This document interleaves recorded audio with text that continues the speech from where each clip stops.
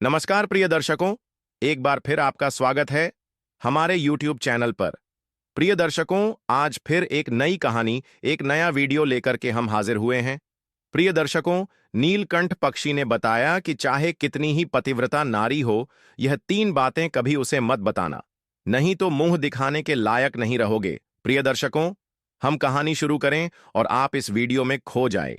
इससे पहले अगर आप हमारे चैनल पर पहली बार आए हैं तो चैनल को सब्सक्राइब करें, बेल आइकॉन को ऑन करें, अच्छे अच्छे कमेंट किया करें ताकि हर आने वाले वीडियो का नोटिफिकेशन सबसे पहले आपको मिल सके और आप उसका फायदा उठा सके।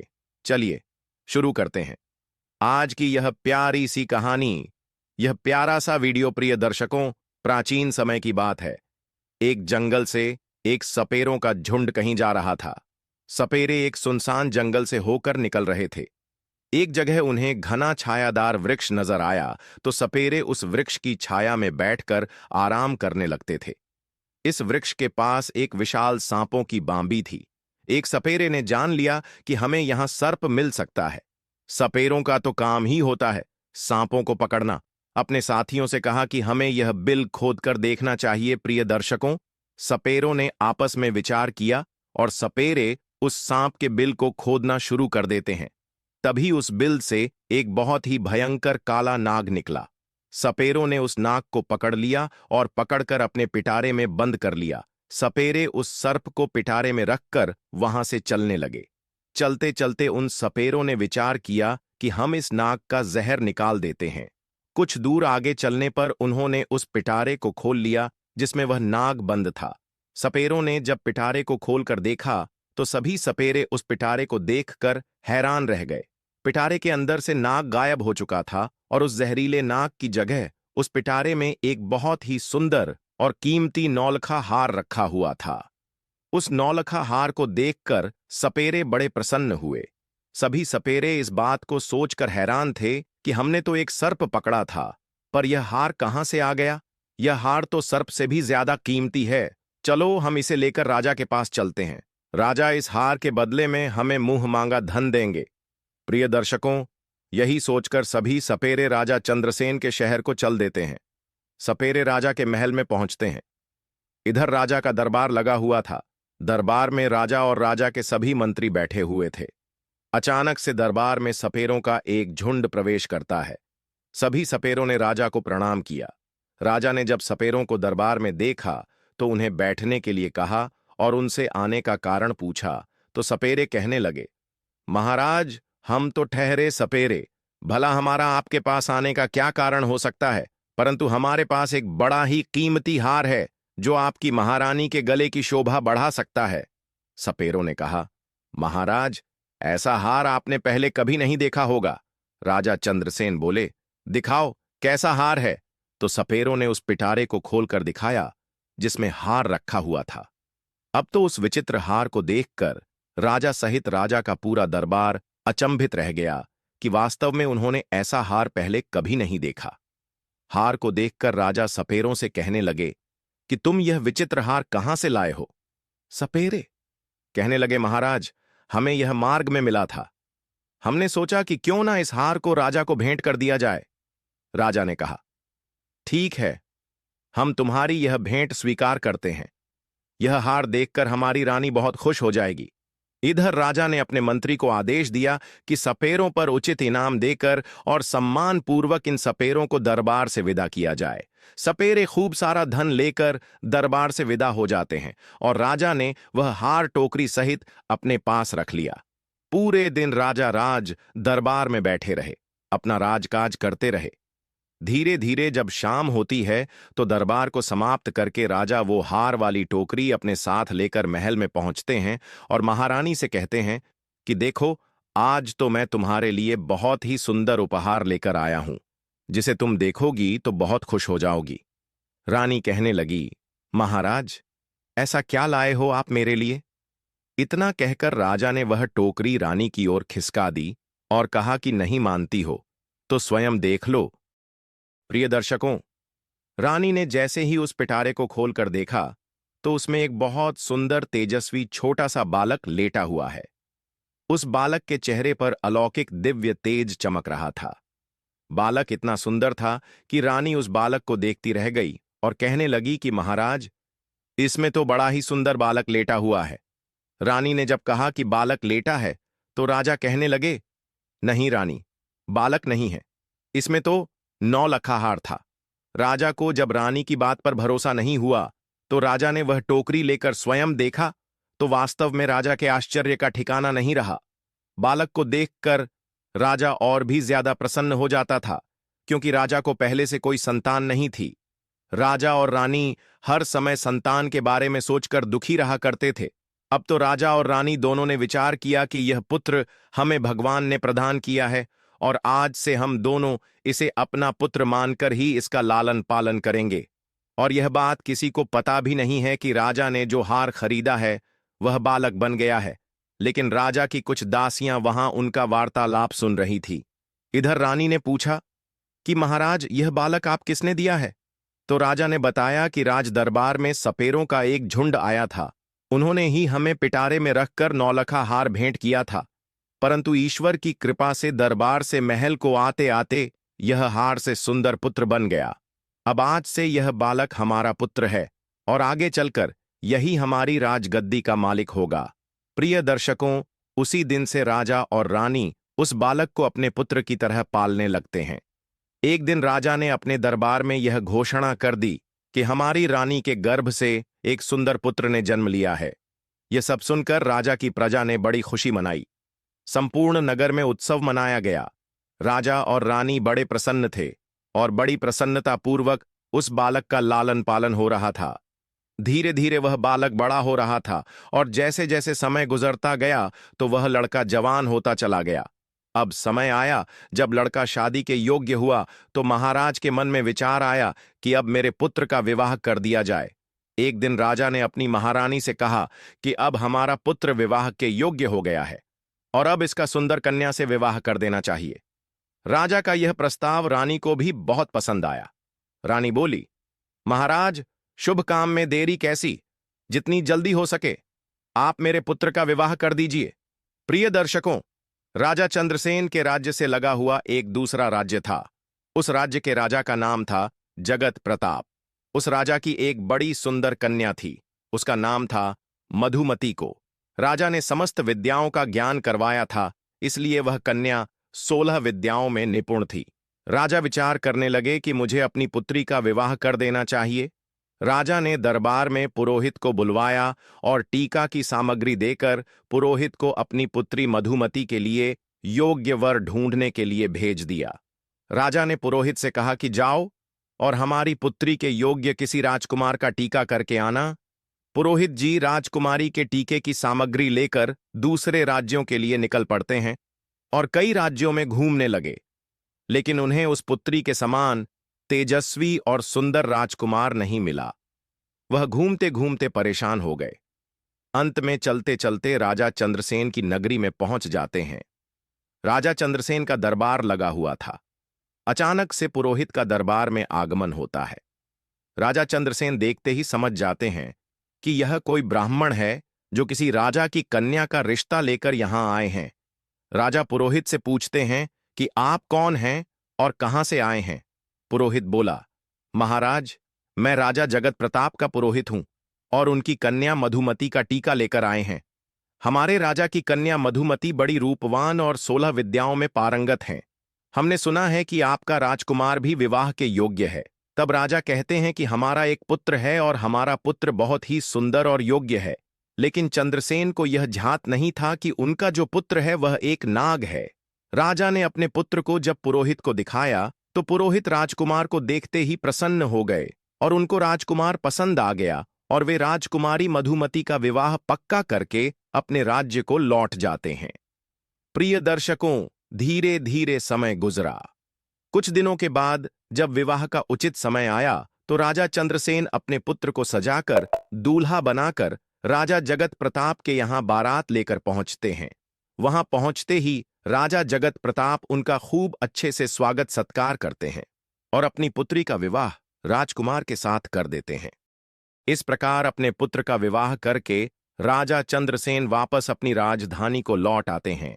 अब धीरे धीरे और समय बीता।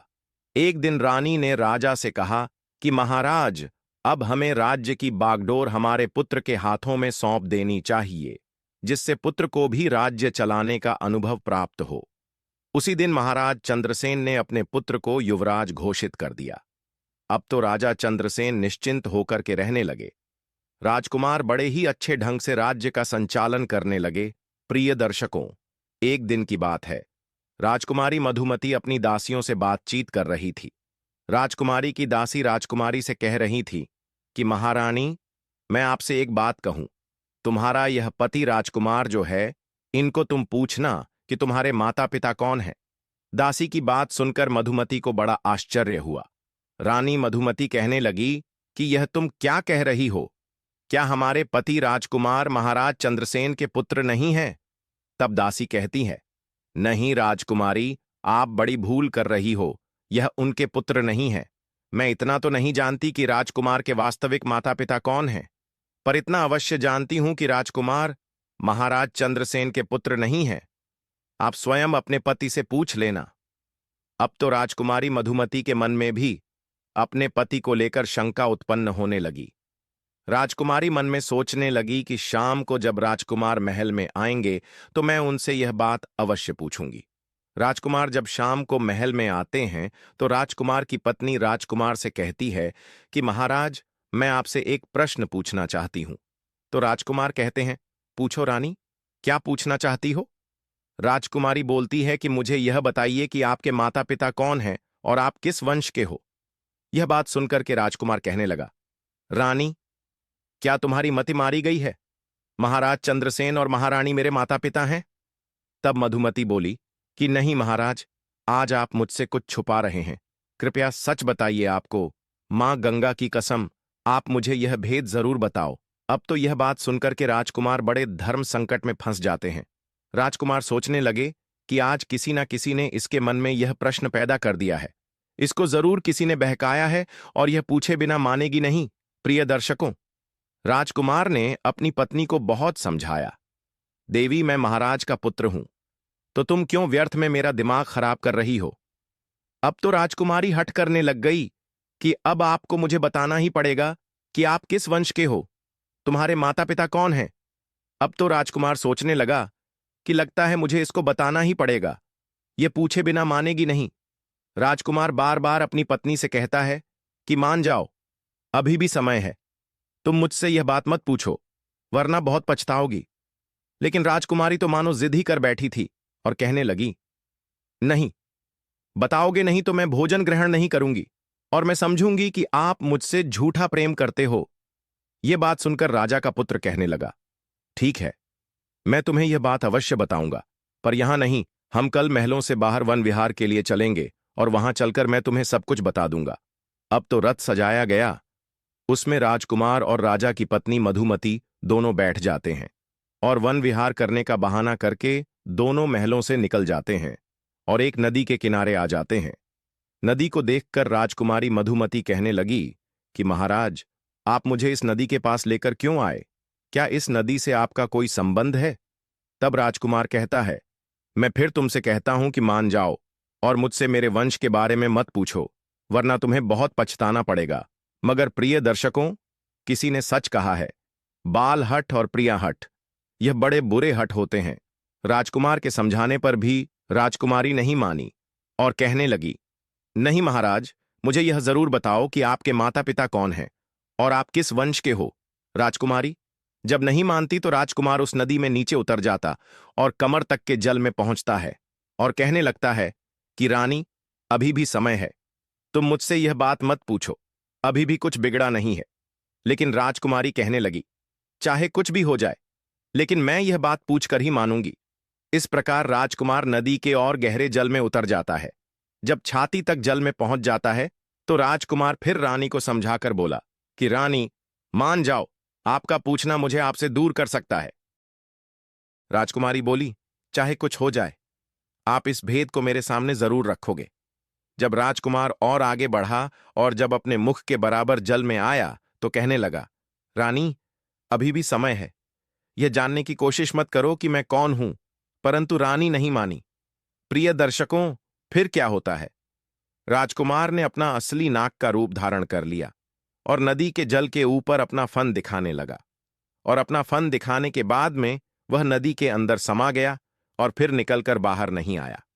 राजकुमारी मधुमती ने राजकुमार को खोजने की बहुत कोशिश की, मगर राजकुमार का कहीं पता नहीं चला। जब काफी देर हो गई और राजकुमार नहीं लौटा तो राजकुमारी घबरा गई, क्योंकि अब उसका पति नाग बनकर कहीं चला गया। मधुमती ने वहां उसे खोजने की बहुत कोशिश की, बहुत प्रतीक्षा की, लेकिन वह नहीं मिला। अब तो मधुमती अपने रथ को लेकर के अपने सारथी से कहती है कि चलो महल को चलो और महाराज को सूचित करो कि उनके पुत्र नदी में डूब गए हैं। सारथी ने जाकर महाराज चंद्रसेन को यह खबर दी कि महाराज राजकुमार नदी में विलुप्त हो गए हैं। यह सब सुनकर राजा को बड़ा दुख होता है। राजा अपने सैनिकों को आदेश देते हैं कि जाओ नदी के जल को खंगालो और राजकुमार को तलाश करो।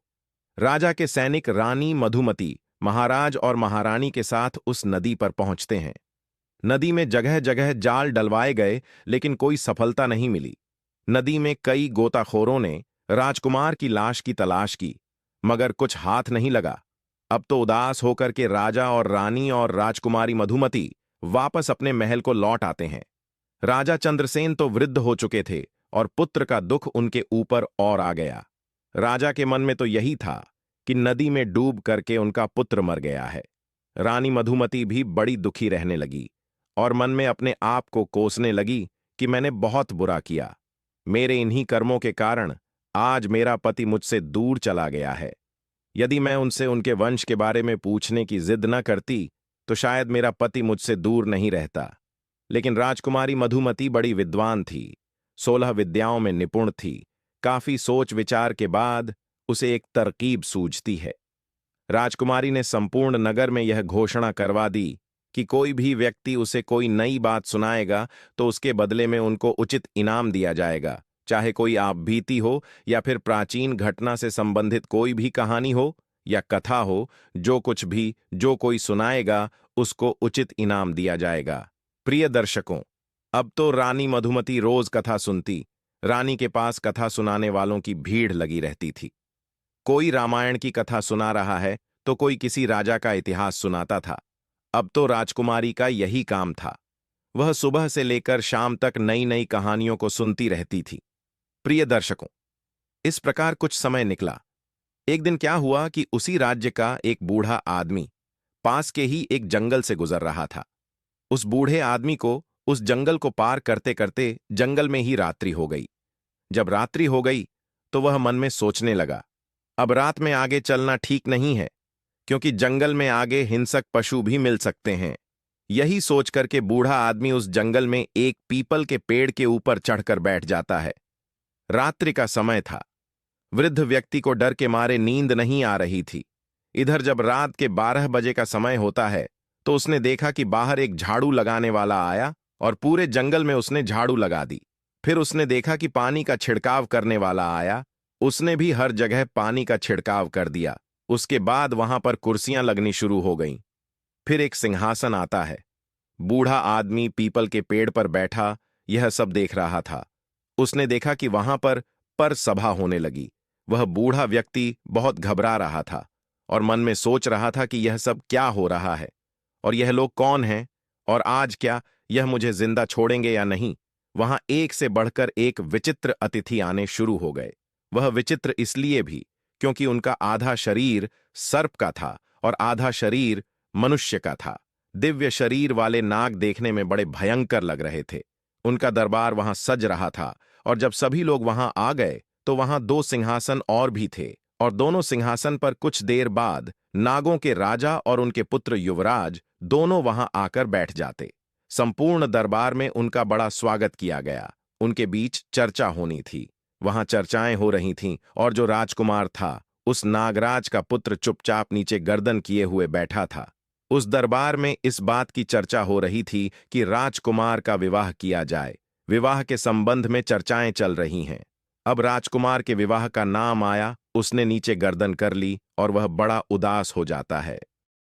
कुछ समय तक उनकी चर्चाएं चलती रहीं और इधर वह वृद्ध आदमी भी उस पीपल के पेड़ पर बैठा हुआ उनकी सभी बातों को सुन रहा था और वह मन ही मन सोचने लगा कि यहां किस बात की चर्चा हो रही है। इधर 3-4 घंटे के बाद दरबार वहां से भंग होता है। सभी अतिथि वहां से जा चुके थे, परंतु वह नागराज और उसका पुत्र वहां से चलकर उस पीपल के वृक्ष की तरफ आते हैं। उस पीपल के पेड़ पर बैठा हुआ वह बूढ़ा आदमी सोचने लगा, मेरी तरफ आ रहे हैं और लगता है अब यह मुझे जिंदा नहीं छोड़ेंगे, क्योंकि इन्हें पता चल गया है कि मैं इस वृक्ष पर बैठा हूं। यह सोचकर बूढ़ा व्यक्ति घबरा जाता, परंतु वह नाग उस पीपल की जड़ में बैठकर कुछ देर रोया और अपनी रानी मधुमती को याद किया। यह सभी बातें बूढ़ा आदमी सुन रहा था कि यह तो बड़ा ही चमत्कार है और यह मैं क्या देख रहा हूं। और कुछ देर रोने के बाद हाय मधुमती ऐसा कहने के बाद वह नाग भी वहां से चला जा रहा था। धीरे धीरे सवेरा होने लगता है। जब प्रातःकाल हुआ तो वह बूढ़ा आदमी उस वृक्ष के नीचे से उतरता है और नीचे उतरने के बाद वापस अपने नगर को लौट आता है और मन में सोचने लगा कि वैसे भी मैं बहुत गरीब आदमी हूं और रानी मधुमती भी नई नई कहानी सुनती रहती हैं, तो क्यों न चलकर कि इस बात को महारानी मधुमती को सुनाई जाए।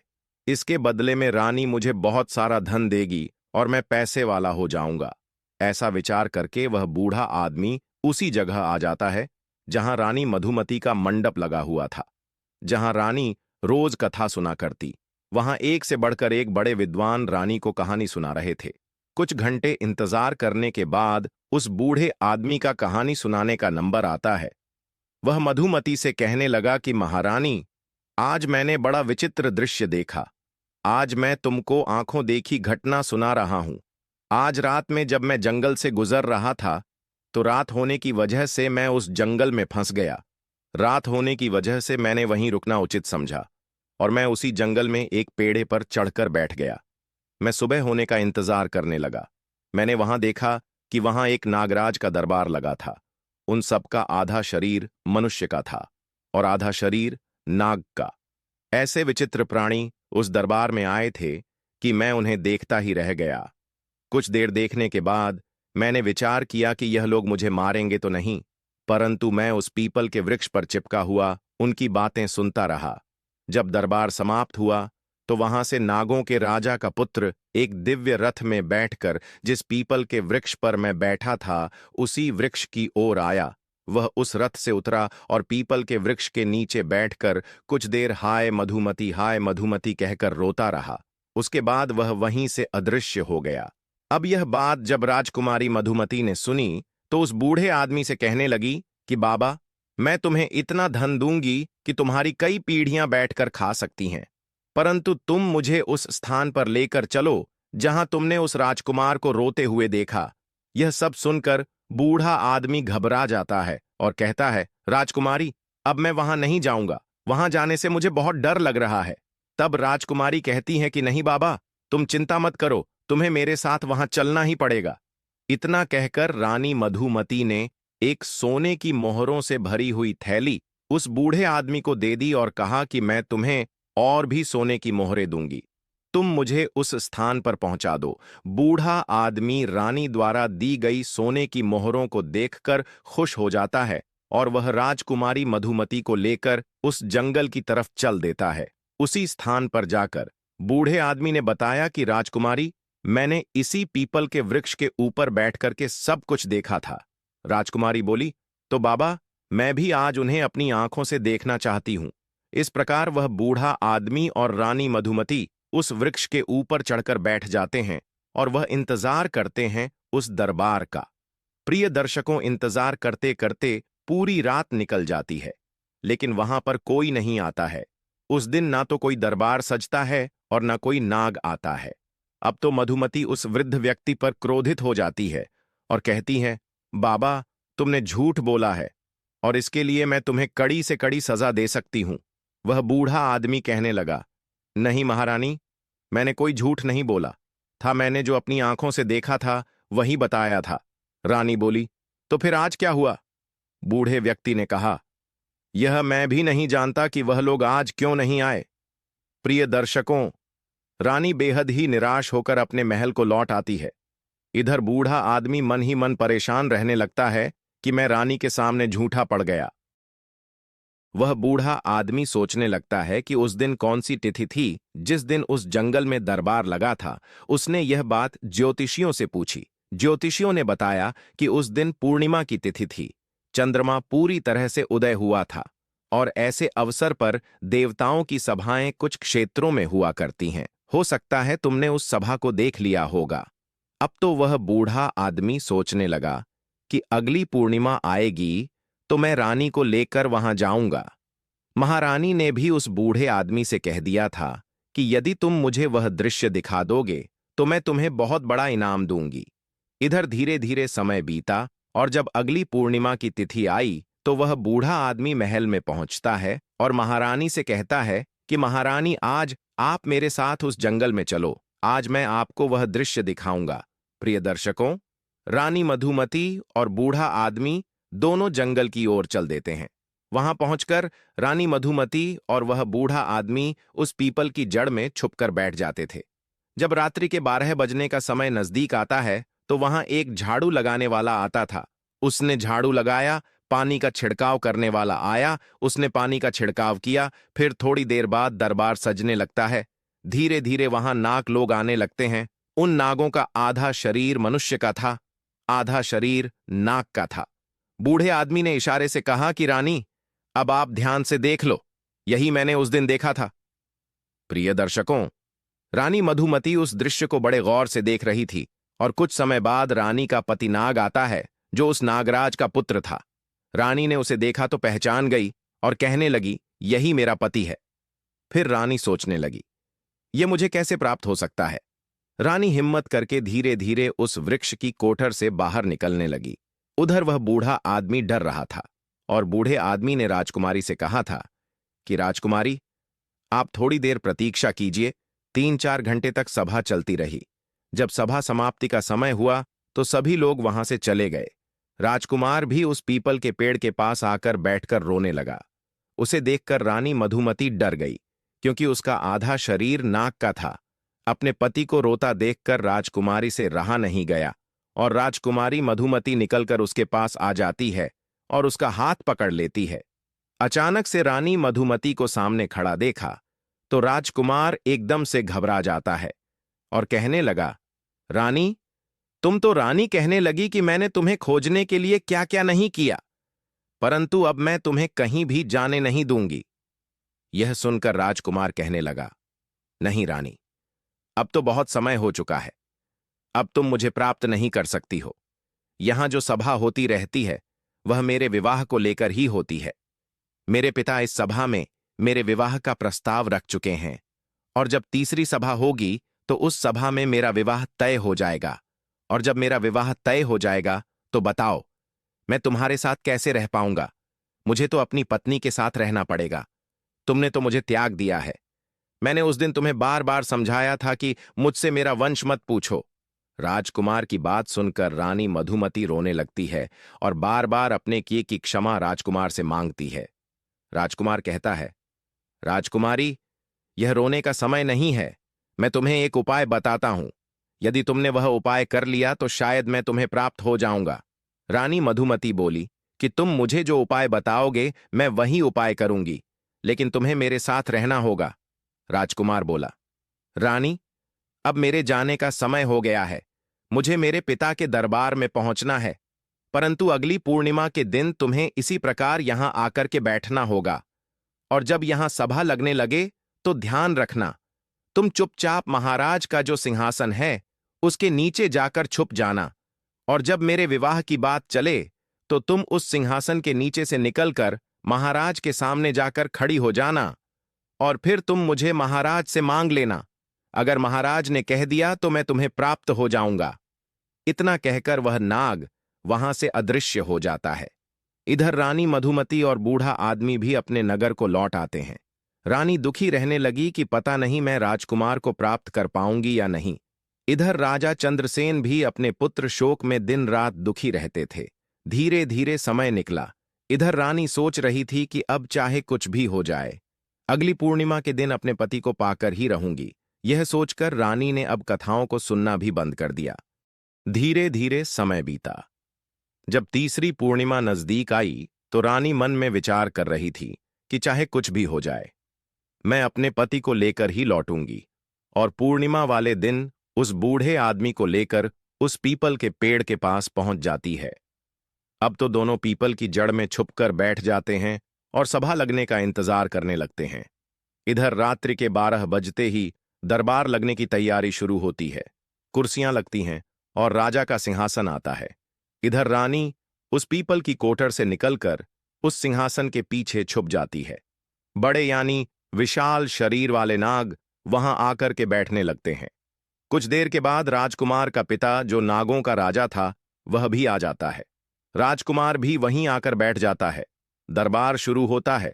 अब तो वहां बैठकर उनमें आपस में चर्चाएं होने लगती हैं। कुछ समय के पश्चात राजकुमार के विवाह की चर्चा आरंभ होती है। अब राजकुमार के विवाह की जब बात चली तो राजकुमारी मधुमती को मौका मिल गया और वह वो सिंहासन के नीचे से निकलकर राजा के सामने हाथ जोड़कर खड़ी हो गई। अचानक से एक स्त्री को वहां पर आया देखकर सभी सभा के नाग लोग हड़बड़ा जाते हैं और बोलते हैं, तुम कौन हो और यहां इस सुनसान जंगल में मध्य रात्रि के समय तुम यहां क्यों आई हो? क्या तुम मृत्यु का डर भी नहीं जानती हो कि हम नाग लोग हैं और नाग लोग कितने जहरीले होते हैं? ये तुम्हें नहीं छोड़ेंगे। ये बात सुनकर मधुमती कहने लगी कि महाराज, मुझे किस बात का डर? मैं तो आपकी पुत्र वधू हूं, आपके राजकुमार मेरे पति हैं, और आप ना मानो तो उनसे ही पूछ लो, इनके साथ मेरा विवाह हुआ है।